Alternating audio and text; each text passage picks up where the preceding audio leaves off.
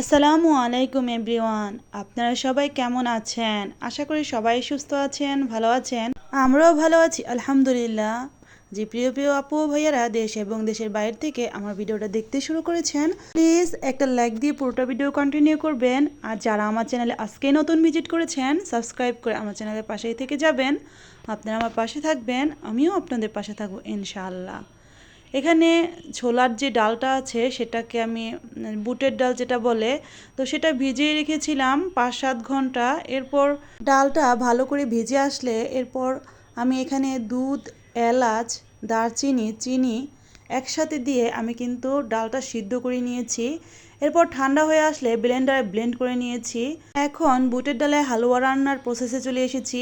কড়াইতে ঘি দিয়ে আমি গরম করে এরপর কিছু কিশমিশ ভেজে নিচ্ছি। কিশমিশ ভেজে উঠিয়ে নিয়ে তার মধ্যে আমি এখানে ব্লেন্ড করা বুটের ডালটা দিয়ে দিয়েছি। তো এখন আমি অনবরত নেড়ে এখানে বুটের ডালের হালুয়া রান্না করে নিব। তো আমি কিন্তু কয়েকদিন যাবত লং ভিডিও দিতে পারছি না, খুব শীঘ্রই লং ভিডিও নিয়ে আসব।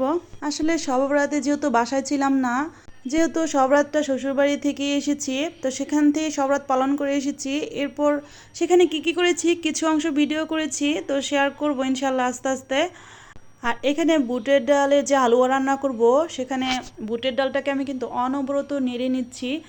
যেহেতু হালুয়াটা প্রায় হয়ে আসছে, তাই সামান্য পরিমাণ ঘি দিয়ে দিলাম। হালুয়াটা কিন্তু একদম পারফেক্ট হয়ে গেছে। তো এখন একটা ট্রের মধ্যে একটু ঘি দিয়ে ব্রাশ করে নিব। একটু ঘি বা সাদা তেল দিয়ে যদি ব্রাশ করে নিই তাহলে কিন্তু হালুয়াটা যখন বরফি আকারে উঠে আসে তাহলে কিন্তু খুব সুন্দরভাবে উঠে আসে। ট্রের ভিতর এখন কিন্তু আমি হালুয়াটা দিয়ে দিব। এই তো হালুয়াটা দিয়ে আমি এখানে বরফি আকারে কেটে নিয়েছি। আর এখানে আমি সামান্য কিশমিশ যেগুলো আমি ভেজে রেখেছি সেগুলো উপরে একটু ডেকোরেশন করে দিয়েছি। তো হালুয়া রান্নাটা কেমন হলো কমেন্টে জানাতে কিন্তু ভুলবেন না আপুরা ভাইয়ারা।